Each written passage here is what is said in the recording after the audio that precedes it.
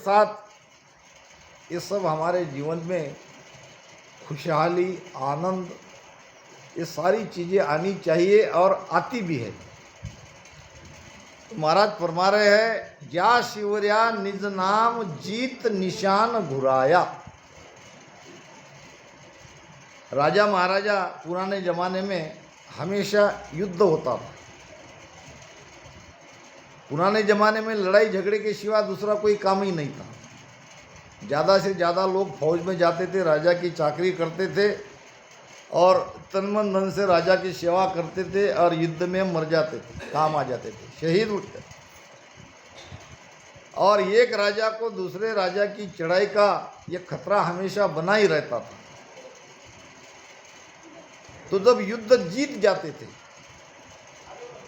तो अपनी ध्वजा का निशान वहां गाड़ देते थे कि आज से यहाँ तक का एरिया मेरा, यानी ये राज्य भी मैंने जीत लिया। तो निशान से पहचानने में आ जाता था लोगों को कि हमारा, पुराने ज़माने में कोई सुविधा नहीं थी। आज तो सब कुछ पता चलता है, लाइव देख लेते हैं कहाँ क्या हो रहा है, अभी यहाँ देख लो। पुराने ज़माने में ये बात नहीं थी। फिर वो ध्वजा देख के लोग समझ जाते थे कि हमारा राजा हार गया, अब दूसरा कोई हमारा राजा बन गया। तो इसी प्रकार हम ध्यान करते हैं, सुमिरन करते हैं कि हमको भी निशान गाड़ना है। हम दो आरती में बदा में बोलते हैं ना, क्या बोलते हैं? राम नाव नूर जारा मुख पर सोवे, तेज पूंज पर कासा, हंसा काजल अवतारा, हंसा काजलिया अवतारा, ब्रह्मदेसरा वासी मारा, सतगुरु आया सैया, सब शेरा बटत बदैया। शहरा यानी क्या? शहरा यानी शरीर,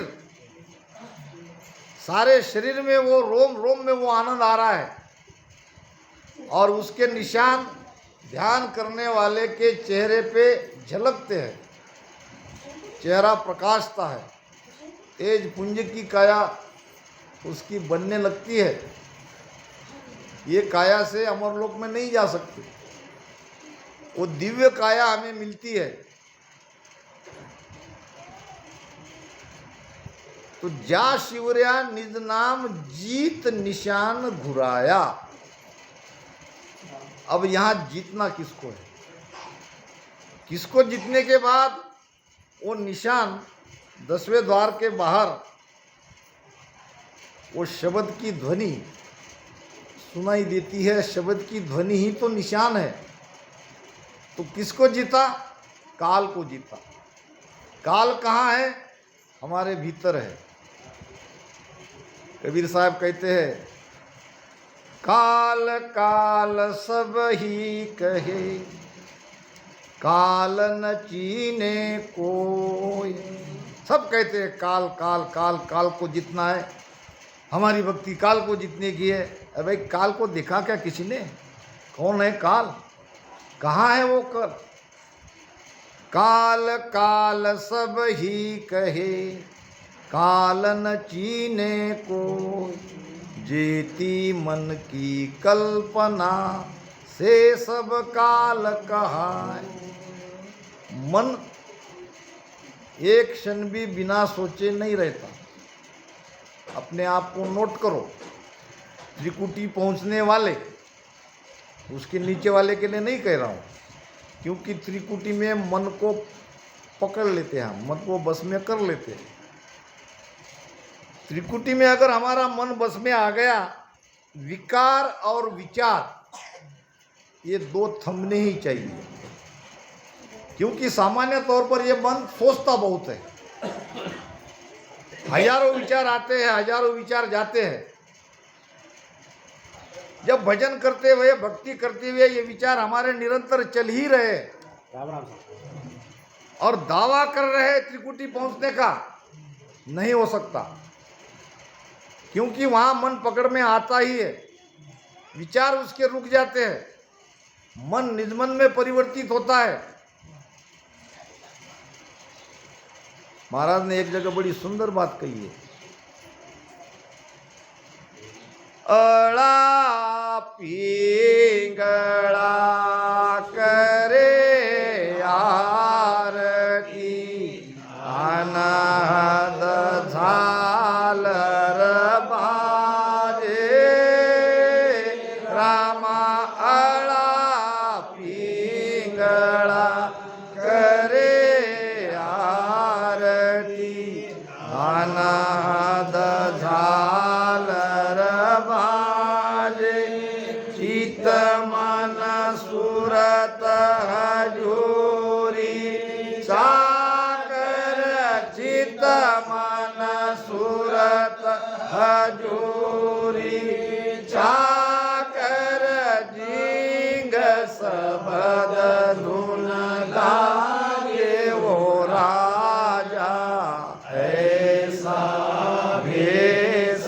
हमारा भेदी जगे भली विद जाने, कर मिल कियन सारा, राम रटे परमेश्वर प्यारा, रे कर मासूयारा। कैसी एक एक बात दूसरी बात से कनेक्ट है, देख लो। ज्ञान आपके सामने खुला है। अड़ा पिंगला करे आरती, आरती करने का मतलब इड़ा और पिंगला दोनों एक हो गई। सुक्मणा में ध्यान हो रहा है, सुक्मणा में ध्यान होगा तभी अनहद की ध्वनि सुनाई देगी। वो भी सबसे पहले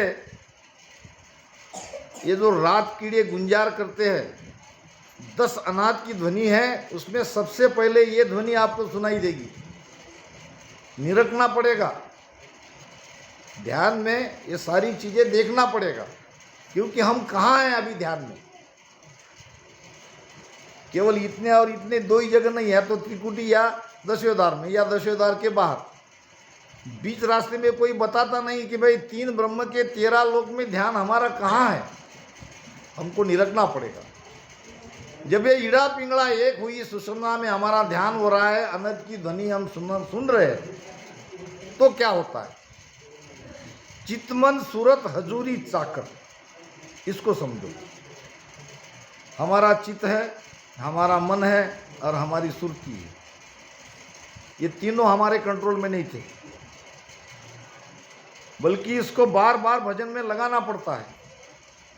फिर भी कभी लगते हैं और कभी और निकल जाते हैं। एक एक स्थान को पार करने में बड़ी कठिनाई आती है। कभी चित्त भाग जाता है तो कभी मन भाग जाता है। मन को रोकते हैं तो चित्त निकल जाता है, चित्त को लगाते हैं तो मन भाग जाता है। और ये दोनों अकेले अकेले नहीं भागते, ये हमारी सुरती को भी ले जाते हैं। तो ये हमारे बस में नहीं थे।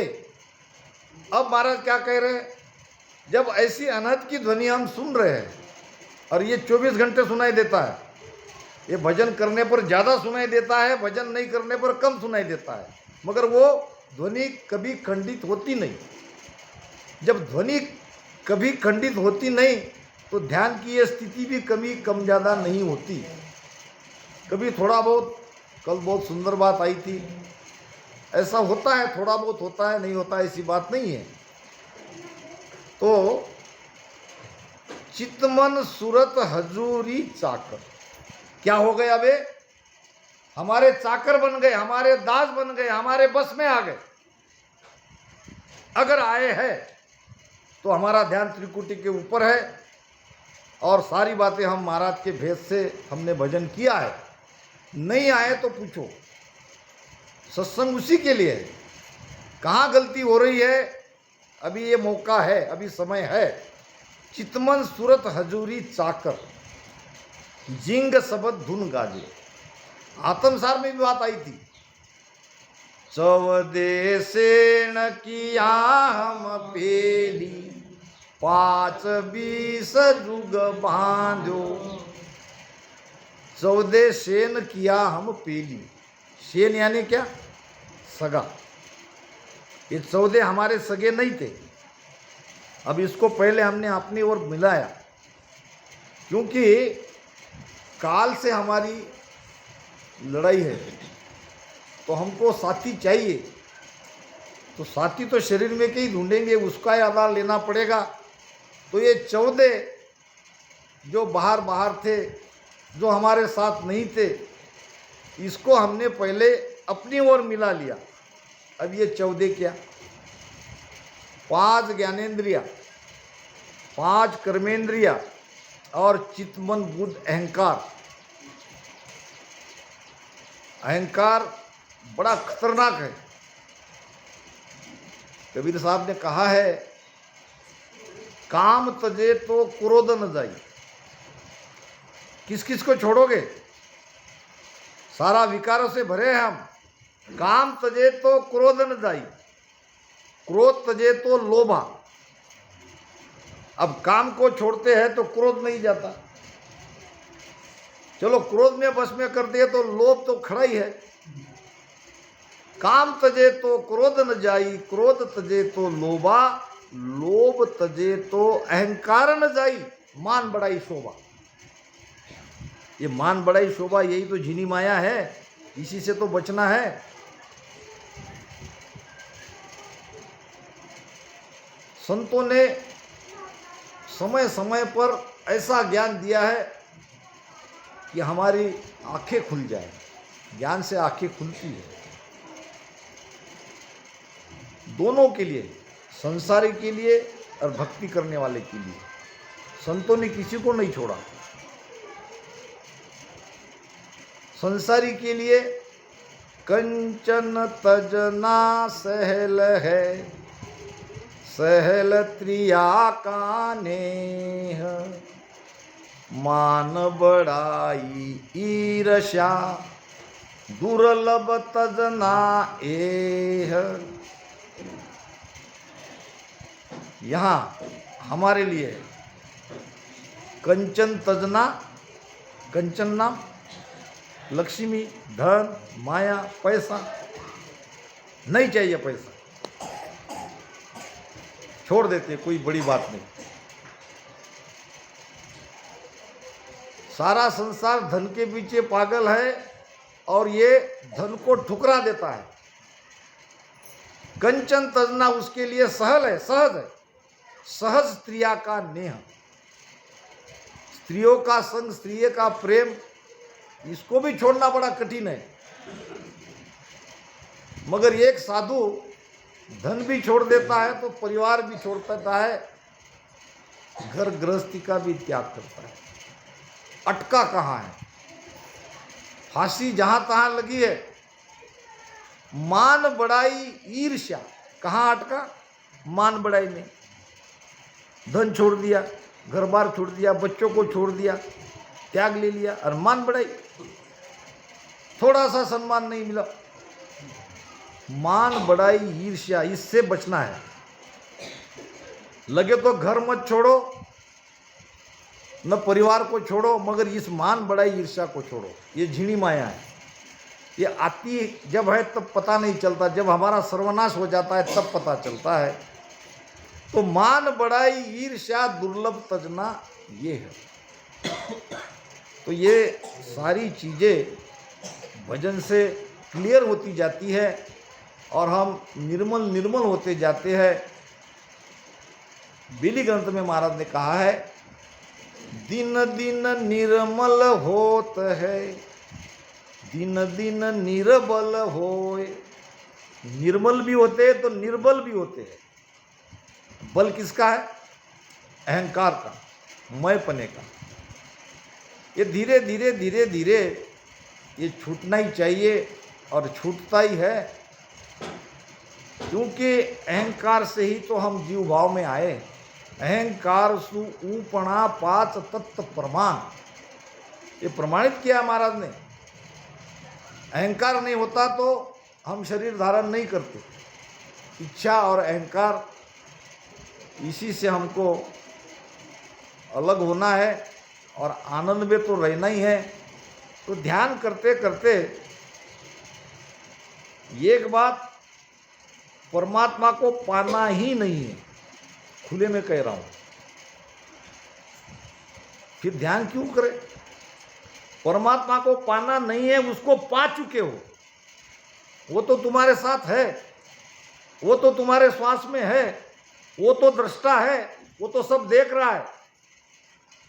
काना सुने ने न सु देखे, काना सुने ने न सु देखे, घ्राण बासना लेवे रे, घ्राण बासना लेवे रे, रसनासी सभी राजे सायब, रसनासी सभी राजे सायब, परक साव सब लेवे रे, परक साव सब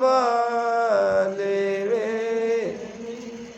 विषय ये होना नहीं चाहिए कि परमात्मा है या नहीं। विषय तो चर्चा का ये होना चाहिए कि परमात्मा कहाँ नहीं है।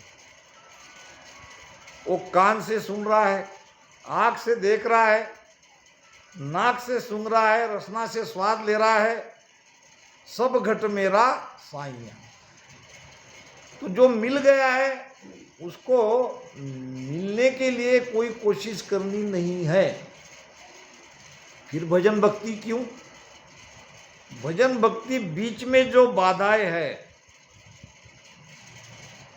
विकारों की, विचारों की, मन की, चित्त की, बुद्ध की, अहंकार की, माया की, कर्म की, पांच तत्व की, ये बाधा ही हटाना है। आप जहाँ बैठे हो ठीक आपके नीचे जल है, पानी है, मगर देखने से दिख रहा है? नहीं दिख रहा है। फिर पानी को कैसे प्राप्त करना है? तो बोरिंग करनी पड़ेगी, मलबा निकालना पड़ेगा, पत्थर निकालना पड़ेगा। जैसे जैसे हम नीचे जाएंगे, बोरिंग करते जाएंगे और बीच में जो अवरोध है उसको बाहर निकालेंगे तो नीचे ठंडा ठंडा शुद्ध जल आपको मिलेगा। बस यही परमात्मा का हाल है।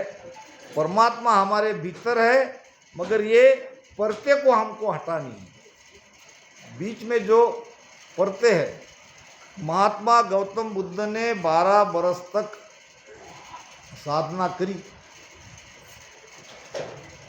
और कोई मामूली नहीं थे, चक्रवर्ती राजा थे, सुंदर पत्नी, सुंदर लड़का, राजपुत्र, इन सबको छोड़ के रात में एकाएक भाग गए। भागने के बाद 12 साल तक उन्होंने ध्यान साधना करी और वापस आए। लोगों ने पूछा, महाराज 12 साल में आपने सब राजपाट, सुख, संपत्ति सबको छोड़ के ध्यान साधना करी, तो आपने क्या पाया? महात्मा गौतम बुद्ध ने कहा, मैंने पाया तो कुछ नहीं। अब लोग आश्चर्य से देखने लगे, पाया कुछ नहीं और बिना पाए ये सारा कोई छोड़ता है? नहीं, आप जरूर कुछ छुपा रहे हैं हमसे। भगवान बताओ आपने क्या पाया? तो भगवान गौतम बुद्ध ने कहा, मैंने पाया कुछ नहीं, मैंने खोया ही खोया। खोया ही खोया है। मैंने काम खोया, मैंने क्रोध खोया, मैंने लोभ खोया, मैंने मोह खोया, मैंने अहंकार खोया। बस ये खोते ही खोते जाना है। और तब वो निशान घुराता है और वो अखंड सुनाई देता है, जा शिवर्या निज नाम जीत निशान घुराया। जितना है मन को, काल हमारे भीतर बैठा है, मिल्या ब्रह्म में जाए। मन को जीतोगे तो जाओगे कहाँ? ब्रह्म में जाके, परमात्मा में जाके हम मिल जाएंगे। कैसे मिलेंगे? मिल्या ब्रह्म में जाए, शून्य में शहर बसाया। वस्ती हमारी पिंड थी, अब ब्रह्मांड में बस गई। अब वहां से सुरती नीचे नहीं आ रही है। कैसे? तो जू जल गलियो लूण, जैसे नमक पानी में गल जाता है, पूरी तरह से अपना अस्तित्व मिटा देता है, पानी ही पानी हो जाता है। अब कोई उसको नमक नहीं कहेंगे। जू जल गलियो लूण समंद सिलता समानी। सिलता ये नदियाँ, आप देखोगे ये नदियों का जाल कैसा है। कहीं से भी जाओ, हमारे हिंदुस्तान में 3 तरफ से सागर है, और ये सारी नदियाँ, छोटी छोटी नदियाँ बड़ी नदी में जाके मिलती है, और ये सब बड़ी नदियाँ जाके सागर में मिलती है, और इतनी तेजी से मिलती है कि यहाँ से उसकी यात्रा प्रारंभ होती है तो वो अपने अंशी से मिलने के लिए तड़पती रहती है, और जाके जब उसमें मिल जाती है तो फिर उसको कोई नदी नहीं कहता, कोई गंगा नहीं कहता। यहाँ जो उसका नाम था पूरी तरह से उसका नाम मिट जाता है, अब वो सागर कहलाती है। इसी प्रकार हमारा जो कोई भी आज नाम है, धीरे धीरे जब हमारी सुरती उस दिव्य प्रकाश में समा जाती है तो धीरे धीरे हमारा भी अस्तित्व मिट जाता है। हम तो केवल नाम के इस शरीर में रहते हैं, वास्तविक पूरी चेतना हमारी ऊपर चली जाती है। प्राण मिलियो यूं माय, नाम जगमाए निशानी। कहाँ कहूँ इस नाम की आगे अगम लखा। महाराज कहते हैं कि अब शून्य में मिलना इतना ही इसका ये नहीं है, ये नाम की महिमा मैं कहाँ तक करूँ।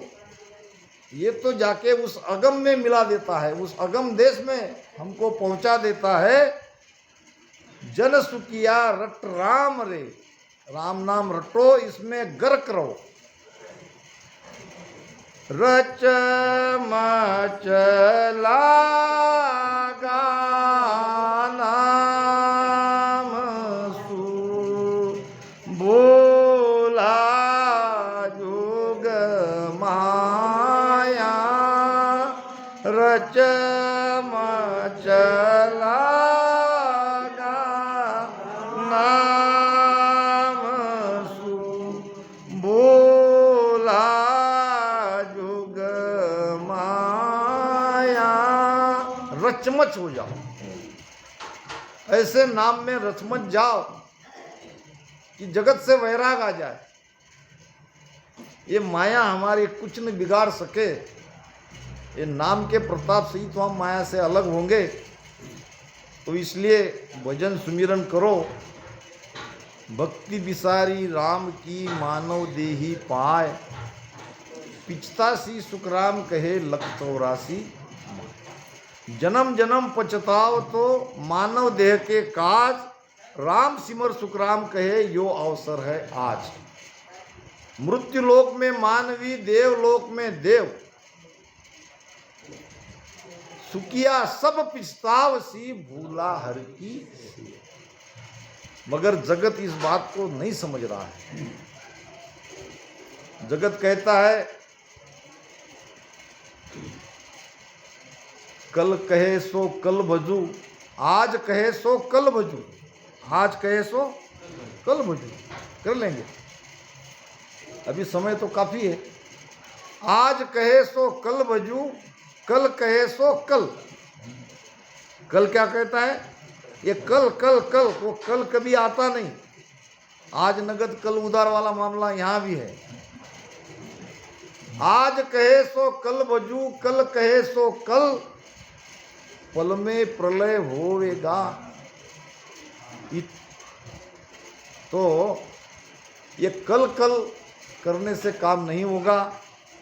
आदमी बड़ा होशियार है, हर बात में कोई न कोई उपाय ढूंढ ही लेता है।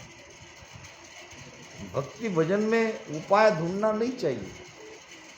यहाँ तो बिल्कुल जैसा कहा गया है वैसा आज्ञा का पालन होना ही चाहिए, और करते भी है। एक 70 साल का बूढ़ा अपने पोते को गोद में लेके खिला रहा, खेल रहे थे दोनों, दादा और उसका पोता। अब पोता उसकी कभी मूंछ पकड़ता, कभी दाढ़ी पकड़ता, कभी गाल पे मारता, और इसको बड़ा आनंद आ रहा था। बुढ़ापे में वही एक सहारा रह जाता है। खेल रहे थे दोनों, वहाँ से एक साधु आए। अब इसने कहा, संत जी राम राम। साधु ने कहा, राम राम। कहाँ कहीं सत्संग में जा रहे हो? साधु ने कहा, जाते जाते कुछ उपदेश सुना दो, कुछ ज्ञान की बातें हम ही कह दो, मेरा भला हो जाए। साधु तो हमेशा भला ही करते। उसने कहा, भगत जी, उपदेश तो तुम्हारा पोता ही तुमको दे रहा है, जरा उसकी बातें तो सुनो। क्या कह रहा है पोता? पोता कह रहा है तुतली तुतली बोली में, बाबा बाबा बाबा। तुम्हारा पोता तुम्हें कह रहा है कि तुम बाबा बन जाओ, अब निकलो घर गृहस्थी छोड़ के। वो कह रहा है तुतले तुतले बोली में तुम्हारी दाढ़ी मुझ पकड़ के बाबा बाबा बाबा, तो उसकी सुन लो, यही ज्ञान है, और क्या ज्ञान। आदमी बड़ा चालाक था। उसने कहा, संत जी आप ठीक कह रहे हो, मगर मेरी एक प्रॉब्लम है, थोड़ी दुविधा में फंसा हूँ। अगर वो मिट जाए तो फिर मैं भी आपके जैसा बाबा बन जाऊंगा। तो क्या है दुविधा? अब ये मेरा बेटे का बेटा है, मेरा पोता है, वो मुझे कहता है बाबा बाबा बाबा, मगर मेरी बेटी का भी एक बेटा है। अब कभी कभी मैं उसको भी गोद में लेके खेलता हूँ, उसके साथ खिलाता हूँ।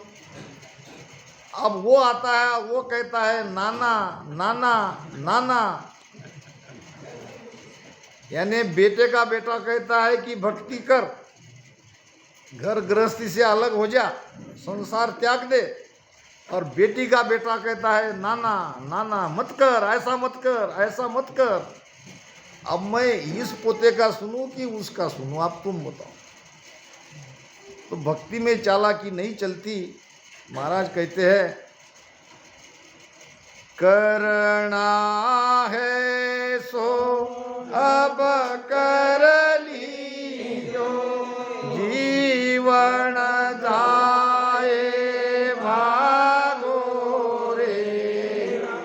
करना है सो अब कर लीजो, जीवन जाए भागो रे। पल पल आयु घटे तन चीजे, मरणो आवे आगो रे। पल पल आयु घटे तन चीजे, मरणो आयो आगो रे। राम मरणो आयो आगो रे। ओम सर हरि भजवा को, हरि जन है सो जागो रे।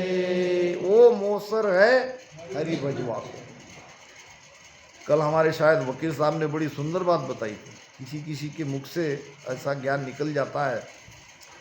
ये भजन करने के लिए ही हमें मनुष्य जन्म मिला है। सोच लो और आज की बात कल पे मत टालो। मृत्युशैये पर पड़े रावण को जब राम जी के कहने पर लक्ष्मण जी मिलने गए और पूछा कि आप परम ज्ञानी हो। रावण परम ज्ञानी थे और राम जी ने मुझे भेजा है कि आपसे कुछ सीख लेने के लिए। आपके पास ज्ञान का भंडार है, तो कृपया करके मुझे वो ज्ञान दीजिए। पहली बार तो मना किया, क्योंकि सिर की तरफ खड़े थे। किसी से पूछना है तो उनके पैर के सामने खड़े रहो। दुर्योधन और अर्जुन भगवान कृष्ण को मिलने गए। जब सुबह सुबह वो उठे, पहले आए दुर्योधन, भगवान सो रहे हैं, सिर के साइड में वहाँ नीचे बैठ गए। बाद में आए अर्जुन और पैर के पास बैठ गए।